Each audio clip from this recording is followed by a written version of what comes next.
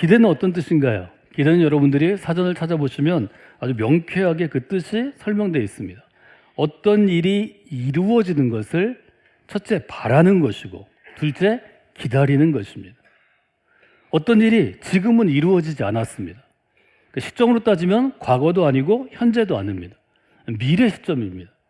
어떤 일이 지금은 이루어지지 않았지만 그것이 어느 날인가 미래에 이루어질 것을 바라고 기다리는 것입니다. 이 기대라는 말이 성서적으로 보면 히브리서 11장을 한 단어로 표현하자면 우리가 믿음의 전당, 또 믿음의 주인공들, 또 믿음의 경주자들 이렇게 표현할 수 있는 히브리서 11장을 표현하자면 한마디로 기대라고 이야기할 수 있습니다. 히브리서 11장은 이렇게 시작합니다. 믿음은 바라는 것들의 실상이요 보이지 않는 것들의 증거입니다. 믿음은 어떤 것인가요? 믿음은 무엇인가 바라는 것입니다. 믿음의 시작은 바라고 기대하는 것입니다. 우리가 왜 바랄 수 있는가 하면 하나님께서 우리에게 허락하셨기 때문입니다. 믿음의 사람으로 부르심을 받으면 하나님이 믿음의 씨앗을 심어두시면 그때부터 바라고 기대하게 됩니다. 하나님께서 내 삶을 어떻게 바꾸어 가실 것인가? 하나님이 내 삶을 미래에 어떻게 인도하실 것인가? 기대하는 마음이 그의 마음 속에, 그의 생각 속에, 그의 의지 속에 심겨지게 됩니다. 그래서 믿음의 사람은 기쁨의 삶을 살 수 있고 은혜를 체험하는 삶을 살 수 있고 감사하는 삶을 살아갈 수 있는 것입니다. 그래서 히브리서는 미래에 대한 기대로부터 믿음은 시작된다고 우리에게 도전하는 것입니다. 기대하는 것, 즉 바라는 것의 실상이라는 이 헬라어 단어는 아래로부터 무엇을 받추어 주는 것입니다. 그래서 한 단어로 표현하면 근거 혹은 기초, 저는 토대라고 많이 여러분에게 설명해 드리고 번역해 드렸습니다. 믿음이란 어떤 것인가 하면 지금은 아니지만 내가 하나님의 인도하심과 하나님의 은혜와 하나님의 역사와 나의 응답을 통해서 바꾸어질 미래의 어떤 나의 모습, 하나님이 디자인하신 나의 모습을 받추어주는 근거가 된다는 것입니다. 저는 그릇이라고 표현하고 싶습니다. 어떤 사람이 귀히 쓰는 그릇이 될까요? 어떤 사람이 귀히 쓰는 그릇이 되나요? 우리가 생각할 때는 교회 생활을 잘하고 하나님이 정하신 규칙을 정하고 이런 종교적인 생각을 할 수 있습니다. 쉽게 얘기하면 하나님은 우리의 믿음의 그릇이 준비될 때 우리가 기대하고 바라고 하나님 안에서 이루어질 것을 소망하는 그 믿음의 삶의 그릇이 준비되는 믿음이라는 그릇이 준비될 때 우리 자신들을 귀히 쓰는 그릇으로 쓰실 수 있는 것입니다. 여러분의 삶이 귀히 쓰는 그릇으로 쓰임받을 수 있는 것입니다. 우리가 왜 자녀를 키우면서 믿음 안에서 키우고 여러분 생각을 하면서 우리가 집중해서 그 어린아이들을 통하여 청소년을 통하여 청년들을 통하여 아직 꽃이 보이지 않지만 아직 열매가 보이지 않지만 기대하면서 우리가 집중적으로 일하는 이유는 그 아이들의 삶에 믿음이라는 그릇이 형성이 되어서 그 믿음이 그들의 바라고 기대하는 것을 하나님께서 이루실 토대가 되기 때문입니다. 기초가 되기 때문입니다. 근거가 되기 때문입니다. 여러분 밑에 받쳐주는 그릇이 없는데 아무리 좋은 것을 하나님이 거기에 주셔도 어떻게 그것을 받을 수 있습니까? 더운 지방, 갈증이 있는 곳, 우리처럼 점점 더워지는 곳에서는 물이 정말 중요합니다. 물을 받을 만한 그릇이 내게 준비되어 있어야 한 더위에 하나님 제가 갈증 때문에 물을 원합니다. 그래서 물을 주시면 물을 받을 수 있는 것입니다. 물을 받을 수 있는 그릇이 준비되어 있지 않으면 하나님이 때를 따라 물을 주셔도 여전히 목마른 사람이 되고 여전히 그 물을 낭비하는 사람이 되고 물을 담지 못하는 그릇이 될 것입니다. 우리의 자녀의 삶이 그런 삶이 되기를 원치 않습니다. 저는 사실 오늘부터 시작되는 여름 사역을 위한 이 기도의 준비의 시간이 자녀를 위한 시간이 아니라 믿음이 부족하고 연약하고 아니 믿음이 없는 부모를 위한 시간이라고 생각합니다. 제가 편의상 부모님의 세대를 이렇게 나누겠습니다. 저를 중심으로 아래 위로 예를 들면 저처럼 60년대 태어나고 80년대 청년 시절과 대학 시절을 보내고 그 다음에 결혼한 제 아래 위로 한 10년 정도 어간을 2세대라고 부르고 그 세대의 부모님들을 1세대, 믿음의 1세대로 부르고 지금 이제 우리 교회에서 어린 자녀들과 청소년들을 양육하는 우리 젊은 부모들을 3세대로 불러서 좀 한번 구분을 해보겠습니다. 저희 부모님은 1930년대 태어나시고 일제강점기 어린 시절을 보내고 전쟁도 겪으시고 가난과 고통의 시기를 거치면서 결혼하셨습니다. 무엇이 준비된 때가 아니죠. 그래서 흔히 얘기하는 것처럼 그저 남의 집에 얹혀지는 문간방에 사각개짝에 숟가락 올려놓고 그렇게 시작한 곳에서 아이들을 60년대, 70년대 나와서 길러내고 그 어려운 중에도 교육을 시키기 위해서 대학교에 보내는 것을 아주 지상의 목표로 삼던 세대입니다. 그 중에서 특별히 믿음 있는 그리스도인으로 신앙생활을 하시던 분의 삶을 제가 두 가지 중요한 축으로 구분해 봤습니다. 첫째는 아이들을 어떻게든 공부를 시켜서 대학 교육을 마치게 하는 것. 그것이 이분들의 목표였습니다. 또 하나는 그 어려운 시절에도 하나님 중심, 교회 중심의 신앙을 심어줘서 아이들이 철저하게 신앙생활하고 교회를 섬기는 일꾼 되기를 바라신 분들이었습니다. 이 1세대 부모의 여망에 따라서 지나간 20년 혹은 1980년, 90년대 또 2000년대로 이르는 지난 30년의 한국교회의 부흥을 이룬 세대, 그때 목회자로 선교자로 혹은 교회를 이끌어가는 리더십으로 헌신해서 지금 이제 60대에 이르는 이 2세대 부모들은 대학 교육도 마치게 됐고 교회를 섬기는 일꾼으로서의 믿음의 기초도 갖추게 됐고 즉 믿음의 그릇도 갖추게 되고 이제 대부분 이제 은퇴했거나 또 은퇴해서 제2의 인생을 살아가는 과정 가운데 있습니다. 제 의문점분들 그것이었습니다.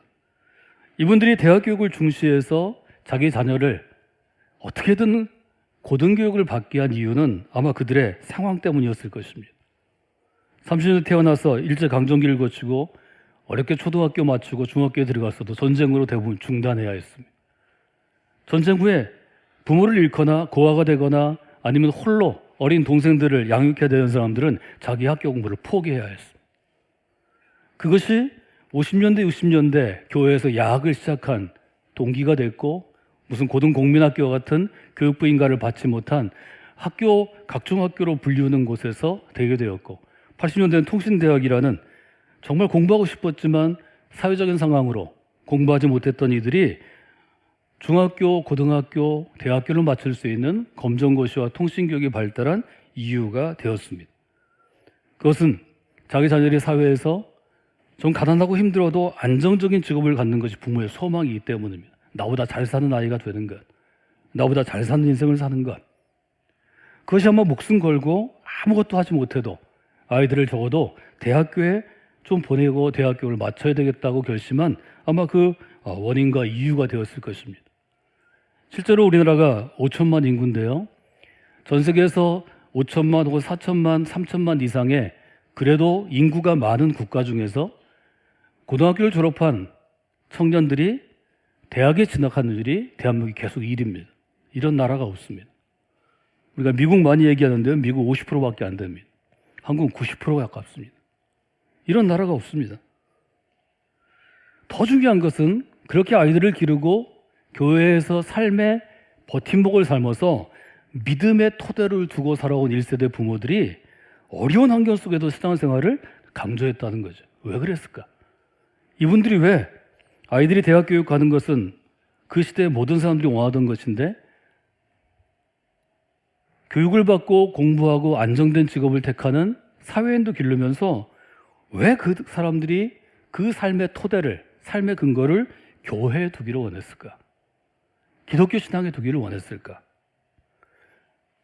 저는 그분들이 어려운 시기를 거쳐오면서 가난한 시기 혹은 전쟁의 시기 혹은 상실의 시기 자기가 어릴 때부터 가장이 되어야 되는 그 고통을 거치면서 믿음이 그들이 기대하고 바라고 꿈꾸었던 미래의 근거가 됐기 때문이라고 저는 진단합니다. 1세들이 대부분 떠나고 이제 연로하셔서 한국 교회에서 많은 분들이 돌아가시고 그분들이 80대, 90대 어른들인데요. 이분들이 간절하게 무엇인가 바라는 것을 잘 배우지는 못했어도 신학적으로 훈련받지는 못했어도 그 기대를 이루어 주시는 하나님의 일하심이 믿음이라는 그릇이라는 확신이 있었기 때문이라고 생각합니다. 이분들은 그것을 삶의 체험을 통해 배운 것입니다. 저희와 같은 2세대 부모들은 삶의 체험이 아니라 80년대부터 시작된 성경 공부부터 시작해서 또 신학 훈련, 다양한 프로그램들을 통해서 사실은 배움으로 많이 아는 것입니다. 시간이 지나고 보니까 평생을 경험으로 하나님을 체험한 분들이 도달한 신앙의 수준과 평생을 배움과 훈련으로 그렇게 채워진 우리 세대가 도달한 신앙이 그 열매는 비슷하다는 것, 아니 똑같다는 것을 저는 지금 생각하고 있습니다. 체험적인 믿음의 확신, 이것이 믿음의 1세대 부모들의 특징입니다. 저희들은 체험보다는 배움과 훈련을 통해서 배움이 먼저이고 훈련이 먼저이고 그 다음에 체험으로 이어지는 2세대의 그런 부모의 삶을 살게 되었습니다. 히브리서 11장은 말하자면 이런 체험 중심과 그 다음에 모든 시스템이 완비된 훈련 중심과 이것들이 완비된 그 다음에 3세대 부모에까지 이르는 사람들에게 주는 믿음의 사람들에 대한 일종의 믿음에 대한 교훈입니다. 사절에 등장하는 아벨, 에녹, 노아, 아브라함, 사라, 요셉 이 시대를 거쳐서 모세의 시대의 모세, 라합 또 여기에 자세하게 설명하지 않지만 기드온, 삼손, 입다, 다윗, 사무엘, 선지자 같은 삶을 믿음의 삶을 살았다고 히브리서는 정의합니다. 그리고 히브리서 11장 6절에 정말 중요한 구절이 등장합니다. 한번 같이 읽어볼까요? 믿음이 없이는 하나님을 기쁘시게 하지 못하나니 하나님께 나아가는 자는 그가 계신 것과 그가 그를 찾는 자들에게 상 주시는 이심을 믿어야 할지니라. 세 가지를 저희가 교훈을 얻을 수 있죠. 첫째, 믿음이 있어야 하나님을 기쁘시게 할 수 있다. 이것은 1세대 믿음의 세대도 2세대 믿음의 세대도 3세대 믿음의 세대도 동의하는 것입니다. 그래서 설명할 필요가 없습니다. 두 번째, 하나님께 나아가는 자는 두 가지가 있어야 되는데 첫 번째는 그가 계신 것을 믿어야 한다는 것입니다. 이것은 1세대, 2세대, 3세대 신앙생활하는 모든 부모가 다 동의하는 것이고 실제로 믿기 때문에 우리가 이 자리에 나와 있습니다. 저는 믿음의 3세대, 지금의 자녀들을 양육하는 젊은 부모 세대가 두 번째, 자기를 찾는 이들에게 그분은 상 주시는 이이다 하는 것을 좀 여러분들이 깊이 생각해 봤으면 좋겠습니다. 여러분, 좀 더 나은 환경에서, 선진국이 된 환경에서 성장하고 자라나서 선진국이 된 환경에서 자녀를 출생하고 자녀를 기르는 여러분이 정말 하나님이 자기를 찾는 이들에게 상 주시는 이임을 확신하고 경험한 적이 얼마나 있습니까? 앞선 1세대 부모는 2세대 부모는 너무 고생했기 때문에 자녀가 홀로 하나님께서 주시는 상을 기다리면서 씨름하고 견디고 배고프고 밤새우고 땀 흘려야 될 그 기간을 잘 기다려주지 못합니다. 말하자면 하나님이 1년 동안 고생한 다음에 6개월 동안 고생한 다음에 수년 동안 고생한 다음에 주어야 될 상을 부모인 내가 알으니까 내가 여유가 있으니까 너무 쉽게 줘버리지 않았나. 하나님께 받을 상을 부모에게 먼저 받았기 때문에 하나님께서 주시는 상을 소홀히 여기고 어쩌면 잘 알지 못한 것은 아닌가, 그런 생각을 해보게 되었습니다. 이것이 참 중요한 이유는 지금 여러분이 자녀들을 양육하고 그들이 4세대 그리스도인이 될 때 그들의 믿음을 형성하는데 부모가 갖고 있는 믿음의 자세와 특성과 태도가 생각보다 더 큰 영향을 주기 때문입니다. 저는 그 점을 여러분들이 이 여름에 좀 고민해 보시기를 원합니다. 또 이 한 주 기도하시면서 하나님께서 여러분의 마음의 눈을 여시고 또 여러분의 믿음의 눈을 여셔서 여러분의 모습을 잘 보고 여러분의 모습을 진단할 수 있는 지혜와 믿음 주시기를 원합니다. 여러분, 사람이 살아가면서 인생의 성패를 좌우할 수 있는 요소가 사실 여러 가지 있습니다. 살다 보면 공부할 때는 재능이 중요한 것 같지만 여러분이 어떤 직장에서 혹은 사업의 터전에 살다 보면 정신력이 얼마나 중요한지 압니다. 힘들고 어려운 것을 인내하고 버텨내는 것, 스트레스가 왔을 때 그것을 이겨내는 것, 좀 참아내는 것 아주 중요합니다.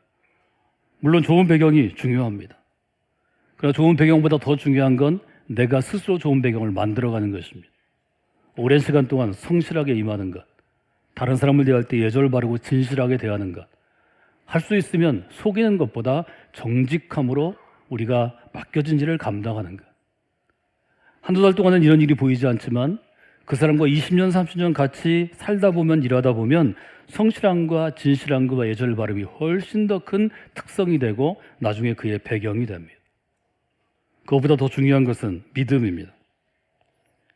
저는 오늘 여러분에게 귀 쓰는 그릇이 되기 위해서는 믿음이라는 그릇을 준비하고 닦아내고 업그레이드 시켜야 된다고 지금 말씀을 드리는 것입니다.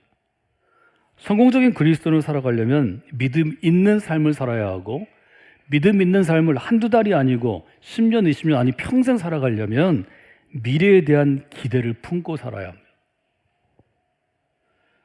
미래를 기대하는 것이 너무 중요합니다. 오늘 제가 드리는 설교는 이번 주 새벽기도의 주제 가운데 제 시작 설교입니다. 저는 이번 주에 빅터 프랭클에 대한 몇 가지 예들을 들고 또 믿음의 삶의 소리가 받을 것들을 설명하려고 합니다. 빅터 프랭클은 오스트리아 비인에서 1905년 3월에 태어났습니다. 근데 그의 배경에서 중요한 것은 그의 부모가 영적으로 좀 신앙심이 깊은 사람이었다는 거죠. 여러분이 믿음이 있는 부모가 되면 아이들에게 어떤 좋은 영향력, 좋은 배경이 생기는가 하면 다른 사람을 돕는 것을 진심으로 할 줄 아는 사람으로 키우는 것입니다. 이 어린아이가 10살 되기 전에 다른 사람을 돕기를 결심하고, 그것이 그 당시 몇 가지 사건 때문에 정신 영역을 다루는 정신과 의사가 되겠다고 결심합니다. 그리고 인간의 심리를 공부하는데 고등학교에서 심리학을 공부하면서 고등학생인 그가 나중에 20세기와 21세기에 가장 큰 영향을 주는 프로이트에게 편지를 쓰게 합니다. 프로이트와 서신을 주고받다가 나중에는 그가 쓴 논문을 보냈는데, 프로이트가 볼 때 이것은 아주 좋은 논문이었기 때문에 국제정신분석학 계지에 실어줄 정도였습니다. 대학을 졸업한 다음에는 그는 당대의 가장 위대한 심리학자였던 프로이트의 사실은 반대편에 섰게 된 아들러의 매력을 느끼고 아들러와 교제하기 시작합니다. 이것이 그가 인간의 심리를 연구하고 또 지금까지 영향을 준 이유가 되었습니다. 프로이트와 아들러와 빅터 프랭클이 다른 점이 있습니다. 프로이트가 됐든 아들러가 됐든 이 두 분은 그 사람의 과거, 한 사람의 과거에 집중합니다. 여러분, 프로이트가 쓴 용어를 우리가 다 쓰고 있는데요. 트라우마란 말을 요즘 누구나 익숙한 일반 용어가 됐습니다. 나는 과거에 그 사건이, 그 사람이, 그 상처가 트라우마가 됐어. 그것이 오늘의 나에게 영향을 줘. 내일의 나에게도 영향을 줄 거야. 과거로부터 벗어나는 방법을 연구하고 그것이 상담의 기본 틀이 되었습니다. 과거를 중시하는 것입니다. 빅터 프랭클은 미래의 관점을 뒀습니다. 과거에 어떤 삶을 살았어도 미래에 무엇인가를 기대하고 바라고 이루려고 노력할 때 인간에게 큰 영향을 준다는 것을 프랭클이 주장합니다. 미래에 기대하는 것, 그가 바라는 것을 아주 눈에 보이는 목표점을 두고 노력하면 개인의 성장과 발전에 엄청난 영향을 준다는 것입니다. 그것이 빅터 프랭클이 나중에 제안하고 또 이론화시킨 의미치료, 로고세라피입니다. 프랭클은 의학 박사학위를 이수하는 동안 1928년, 29년 그의 나이가 젊음에도 불구하고 유럽의 7개 도시에서 10대를 위한 무료 상담센터를 운영합니다. 놀랍게도 그 결과로 자살하는 청소년의 숫자가 줄게 되었습니다. 이것은 의미 있는 유의미한 결과입니다. 하나님께서 우리에게 믿음의 삶을 주시고 믿음으로 살게 하는 것은 우리 주변의 사람들이 하나님의 선함의 결과를 받게 하는 것입니다. 이것은 너무 중요한 일이죠. 그는 의과대학을 졸업한 후에는 자살 충동을 겪는 그러한 환자들을 위한 정신병원의 책임 의사로 일합니다. 자살하는 사람을 돕는 그런 일들을 하게 된 거죠. 그래서 그때부터 시작한 전문적인 서적이 의사와 정신이라는 책입니다. 그는 이렇게 주장합니다. 인간이 행복한 삶을 살기 위해서, 건강하게 살기 위해서는 반드시 미래에 성취하고자 하는 목표점, 목적이 있어야 한다는 겁니다. 그 로스차일드 병원에서 만난 간호사와 결혼하고 또 그의 부모와 함께 미래에 대한 계획을 할 때 독일 나치 정권이 결국 전쟁을 일으켰고 그는 수용소로 끌려갑니다. 그는 유대인이었기 때문입니다. 아시는 것처럼 그는 수용소에서 부모를 잃고 아내를 잃습니다. 아우슈피츠에 갔다가 나중에 다른 곳으로 끌려가게 돼서 텔레진드로 가고요. 여러 곳으로 가게 되는데요. 그곳에서 그는 여러 가지 일을 겪습니다. 그가 버틸 수 있었던 이유, 나중에 그가 수용소를 나와서 썼던 죽음의 수용소에서라는 책이 수많은 사람들에게 자기의 상처를 극복하고 자기의 어려움을 극복하고 미래를 위해서 다시 살 수 있는 기회를 주었는데 그는 자기가 수용소에서 죽지 않고 살 수 있었던 것을 미래를 향한 결심에 둡니다. 그가 아주 생명처럼 여기던 또 하나의 원고, 가족처럼 여기던 그 원고 의사와 정신을 그는 나치에게 빼앗기고 아주 굉장한 시리에 빠져 있습니다. 그런데 어느 날 그는 나치가 없앤 원고를 다시 쓰고 헤어진 아내와 가족들을 만나기로 굳게 다짐합니다.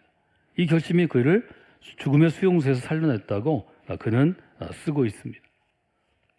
마침내 1945년 4월에 미군이 수용소에 자유를 주었을 때 그는 가족을 찾기 위해 빈으로 돌아왔는데 이미 다 죽게 된 것을 발견합니다.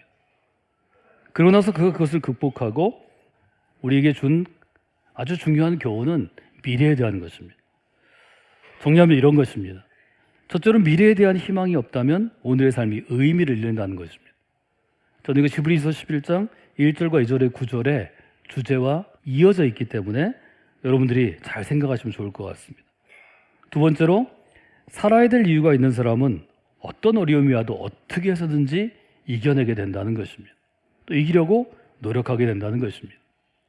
그래서 저는 우리의 자녀들을 위해 기도하면서 이렇게 여러분들이 기도하기를 원합니다. 우리의 자녀들에게 또 여러분에게 미래를 기대하는 믿음이 있어야 합니다. 하나님이 이끌어 가실 미래, 믿음의 그릇으로 채워질 때 하나님이 만들어 가시는 미래를 기대해야 하는데 그 미래를 기대하는 믿음으로 여러분 사역 가운데 함께하는 우리의 자녀들이 미래의 나를 디자인할 수 있도록 미래의 나를 좀 생각하고 기대하고 꿈꿀 수 있도록 여러분이 기도해 주시는 것이 중요합니다. 이렇게 기도할 때 하나님께서 여러분이 과거에 붙잡혀 있다면 하나님이 이루실 미래를 향하여 여러분의 시선을 돌리실 것입니다. 하나님이 붙잡은 인생들, 하나님이 이끌어 주신 인생들은 히브리서 11장에 나오는 성서의 믿음의 사람들처럼 하나님이 이끌어 가시는 미래로 인하여 그의 삶을 변화시킨 아주 위대한 신앙인의 삶을 살아갔던 것을 여러분이 기억하시기를 주님의 이름으로 부탁을 드립니다.